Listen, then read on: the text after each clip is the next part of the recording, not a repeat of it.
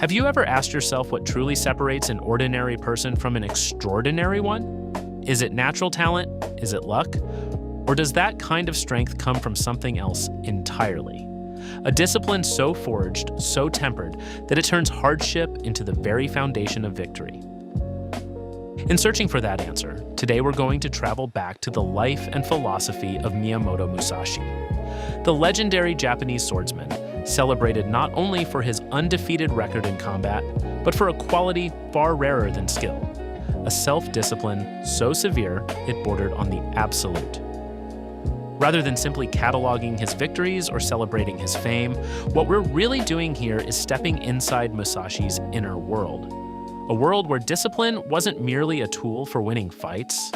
It was how a man came face to face with himself. The choices that appear almost brutal on the surface, the uncompromising principles, the self-imposed limitations. These gradually reveal themselves as the keys to a quiet but enduring kind of power. And that perspective doesn't ask you to judge right from wrong. It opens up a much larger question. In a world full of distractions, do we still have enough discipline to become a better version of ourselves? Without keeping you waiting any longer, let's step together into this journey of discovery. And please, stay with us until the end. Because this might just be the moment that begins your own path toward genuine self-understanding.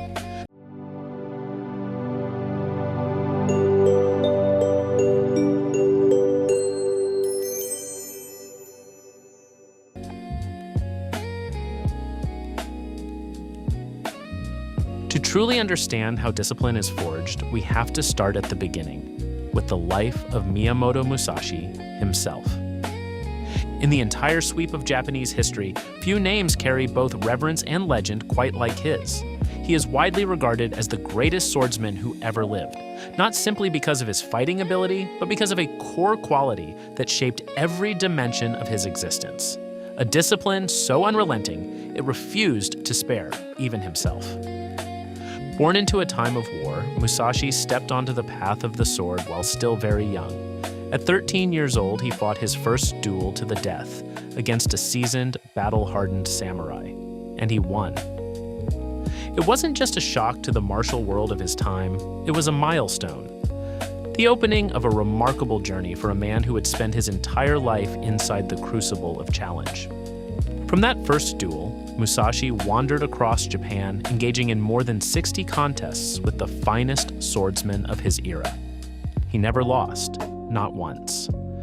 But if you look at Musashi only as an unbeatable warrior, you're only seeing the surface. Behind that cold, sharp blade was a man who devoted his entire life to the cultivation of his inner world. Musashi lived in a kind of deliberate austerity, refusing the comforts and the status that his victories could have bought him. He never married. He never clung to social position. He chose a life stripped to the essential so that he could concentrate entirely on refining his mind and spirit. For him, the greatest victory was never defeating an opponent. It was overcoming himself. What many people don't know is that Musashi was also a profound artist and thinker. He painted, he practiced calligraphy, and he reflected without ceasing on the nature of human beings, of combat, and of life itself. His written works, and above all the Book of Five Rings, are not simply a manual of strategy, they are a map of the mind, a meditation on discipline, focus, and the art of waking up. To this day, entrepreneurs, martial artists, and those who pursue a self-directed life treat those pages as a compass. 1 week before his death in 1645, Miyamoto Musashi wrote what would become his final testament, 21 Principles for Living, titled Dokkodo, The Way of Walking Alone. Brief, austere, and utterly honest, these words distill a philosophy of self-discipline, the release of desire, freedom from dependence, and absolute sovereignty over oneself. The Dokkodo is not comfortable advice. It is the crystallization of a lifetime of experience, of suffering, and of relentless self-refinement. Musashi's life, then, is not simply the story of an undefeated warrior. It is a living demonstration of what discipline can become when it is nurtured from within. And to understand why discipline can serve as the bedrock of every great achievement, we need to go deeper into its true nature.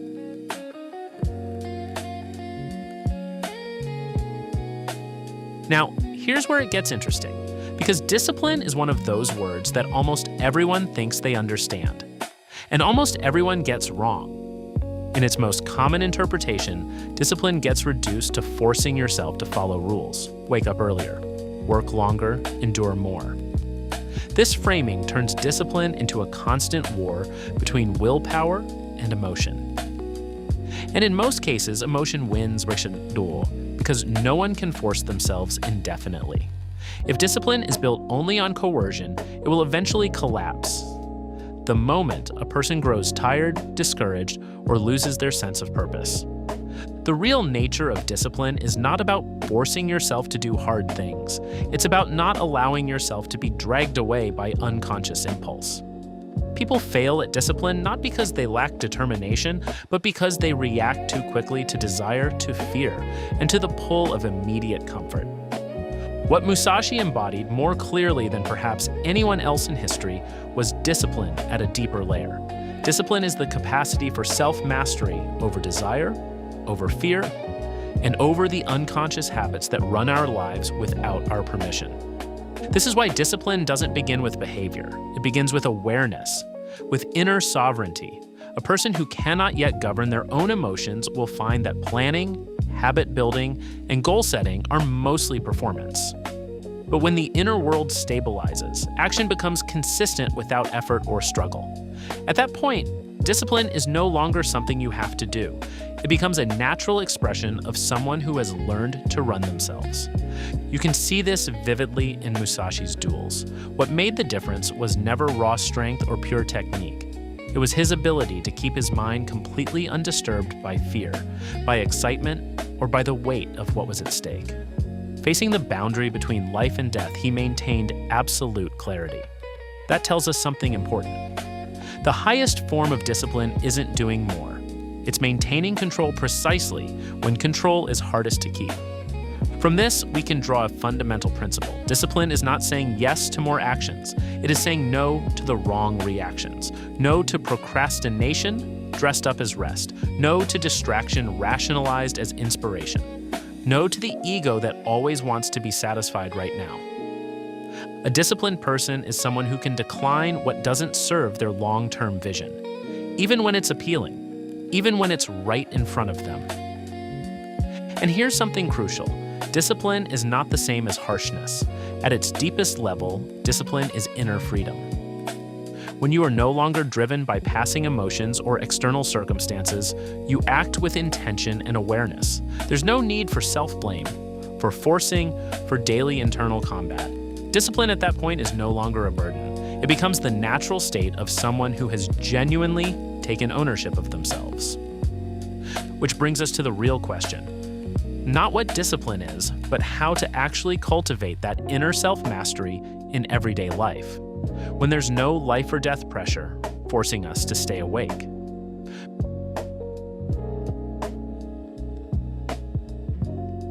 Musashi once said something powerful enough to unsettle almost anyone who hears it. Do not seek pleasure for its own sake. He wasn't denying joy. He was pointing at a difficult truth. Pleasure, when left unexamined, will eventually take control of the very person who was supposed to be in charge of it. Real self-discipline, at its deepest, is not about making yourself suffer. It's certainly not about living like a monk cut off from the world. Discipline is the ability to choose freely what genuinely serves your future, even when it doesn't feel comfortable in the present. It's the refusal to let a fleeting emotion, a short-term craving, or the seduction of laziness make your decisions for you. Musashi understood this with complete clarity. To walk the path of the sword, he accepted solitude. He trained under brutal conditions. He gave up the ease and comfort that his victories could easily have provided, because he knew greatness always has a price. And if you don't pay that price today, you will pay a heavier one tomorrow. Now, why is self-discipline so much harder today than it was in Musashi's era? If his time was defined by scarcity of material goods, ours is defined by an overwhelming surplus of stimulation. We live in a world where pleasure is available with a single tap of a screen. Short videos engineered to hold your attention, images designed to excite, content optimized to keep you scrolling as long as possible. In the attention economy, distraction is the product, and focused attention has become a form of luxury. The problem is that short-term pleasure doesn't lead to long-term happiness. Quite the opposite. It erodes your capacity for concentration, conditions you to expect instant gratification, and steadily destroys your patience with anything that takes real time. The easier it becomes to feel good quickly, the emptier people tend to become. Musashi saw indulgence in pleasure and appetite as a waste of the only thing that can't be replaced: time. And time only has real value when it's spent on things that matter, on work that moves you forward, however slowly. So what does building self-discipline actually look like in practice?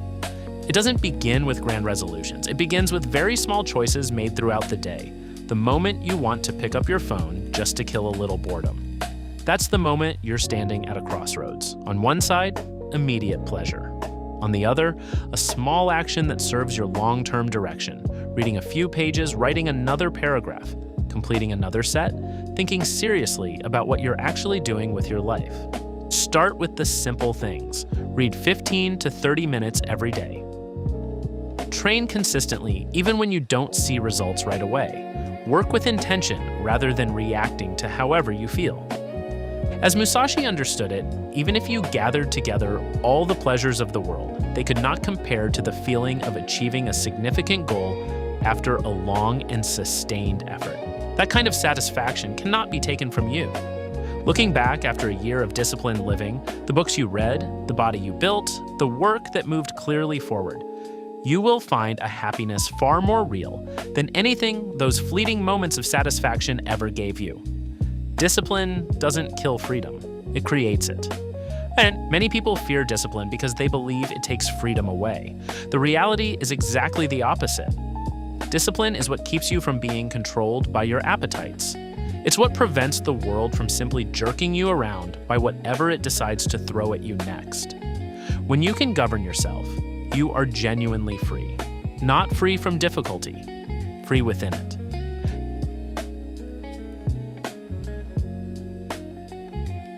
Now, once we've stopped chasing everything, where do we actually point ourselves?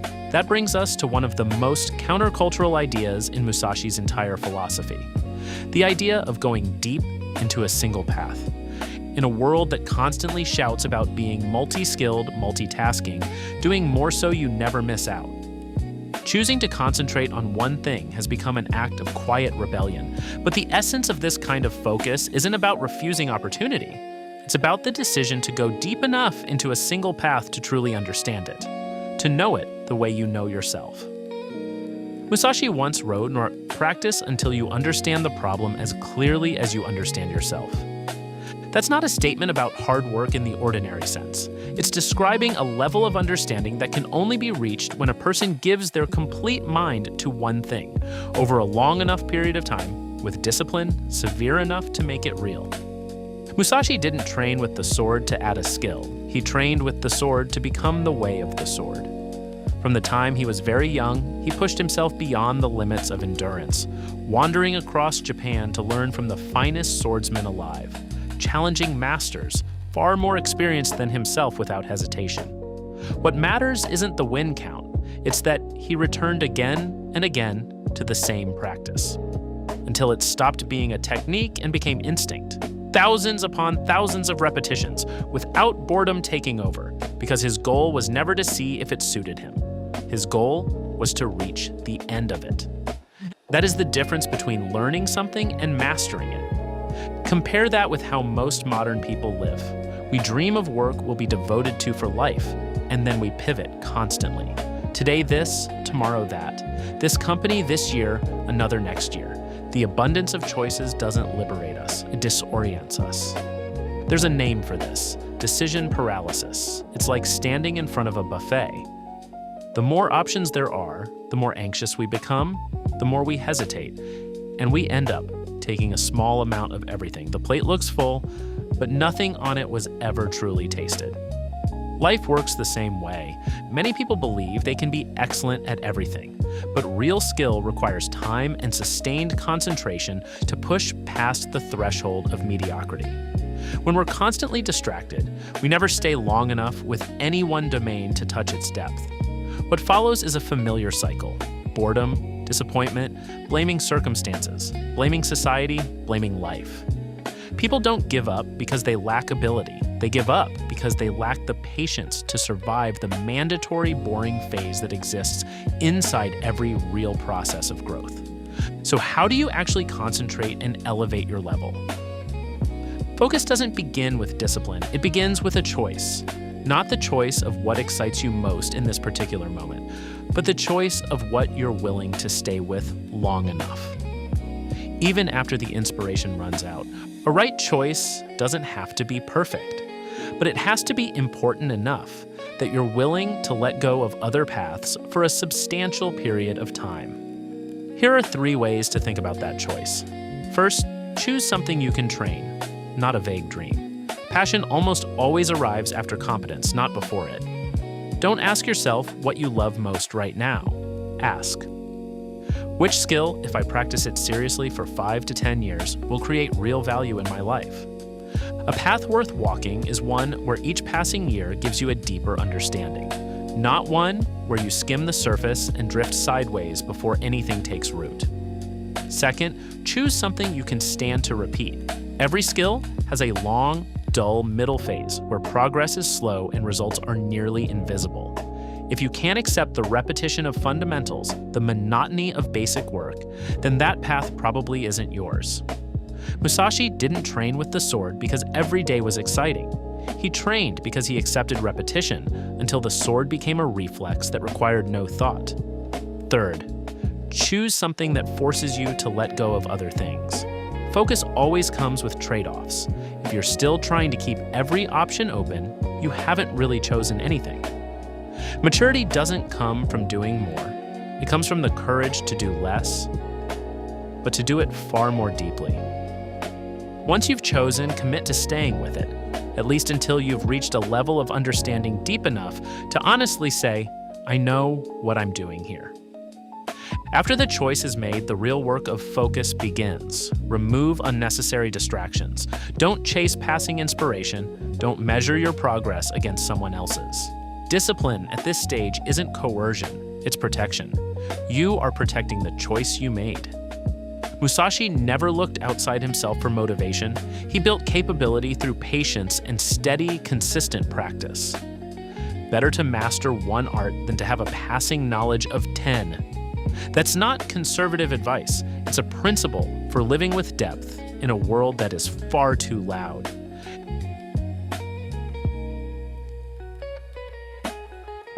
And once you've chosen your path, the greatest challenge is no longer the choosing. It's staying true to it. Musashi wrote, "Do not let yourself be guided into losing your way." That line wasn't written only for people holding swords. It's a principle of living for anyone committed to a long-term path. In a world where everything competes for your attention, the ability to maintain direction has become one of the rarest forms of strength. Most people don't fail because they lack capability. They fail because they allow themselves to be pulled off course, too often, too deeply, and too easily. You don't lose your way by taking the wrong road. You lose it by having too many roads at once. Musashi was born into a family of standing. He could have chosen a life of comfort and security. He lacked for nothing. But he left while still very young, not because he had no options, but because he understood a truth. The more options a person keeps, the easier it is to get lost. He refused luxury, not because it was bad, but because it scattered the mind. For Musashi, staying focused meant being willing to remove things that were good in order to pursue things that were essential. Even as his reputation spread across Japan, he never allowed himself to sink into comfort. He would arrive somewhere, learn what there was to learn, and move on, never staying so long in any place of ease that his mind began to soften. This tells us something important. Staying focused isn't about adding more to your schedule, it's about continuously asking yourself, does this serve what I'm actually here to do? If the answer is no, no matter how attractive it appears, you'll learn to let it go. According to Musashi's philosophy, there are always two paths available to us. One is brightly lit and easily reached: indulgence, constant entertainment, the quick satisfaction of every appetite. The other is uncertain, its destination unclear, but it leads toward inner freedom and a life with meaning. Every day we stand between these two paths, not in dramatic, life-defining moments, but in tiny, ordinary choices. Wake up early or sleep in, train or scroll, work deeply or seek distraction. Staying focused is not about waiting for motivation to arrive. It's about building the habit of returning yourself to your purpose. When you decide to improve your health, every day becomes a contest. Give in to careless eating and skipped sessions, or honor your discipline and walk through the door. The second path always comes with anxiety. Results don't arrive immediately. But that discomfort, that unease, is actually a signal. It means you're moving out of your comfort zone. It means you're going in the right direction. After months, after years of holding the focus, when you look back at who you used to be, the change you'll see won't only be in your body or your work. It will be in your eyes, your posture, the quiet quality of strength that has grown inside you. That is the reward reserved for those who are steady enough to trade short-term pleasure for long-term transformation. Staying focused is, at its heart, a promise you make to yourself, a refusal to betray your goals in exchange for momentary comfort.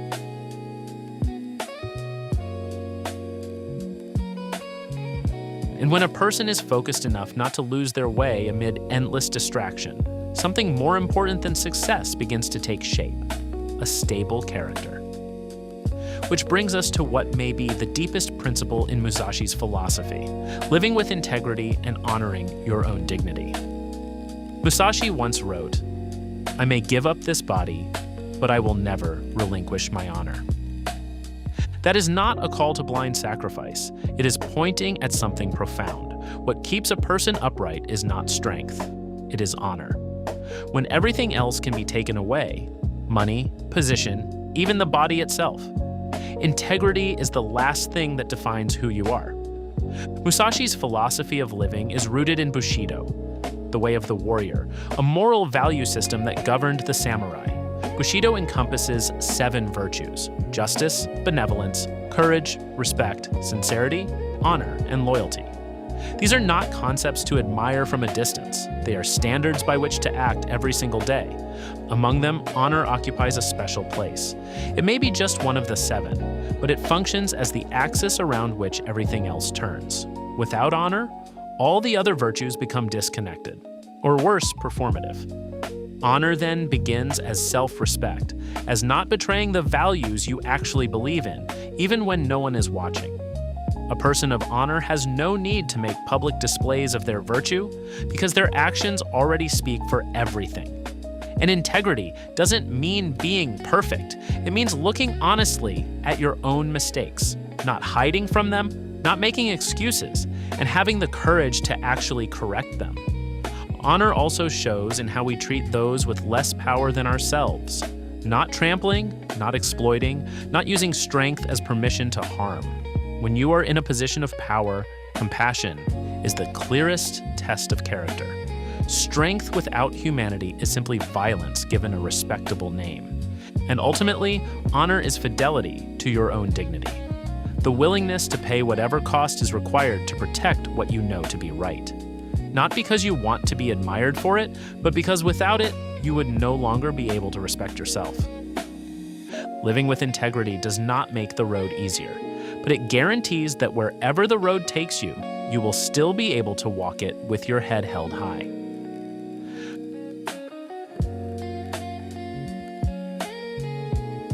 So let's draw this together.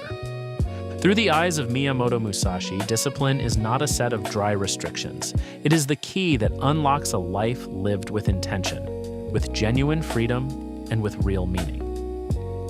He did not pursue fleeting pleasure. He traded his youth, his comfort, and his ease to pursue a single goal: to become a true master of his craft.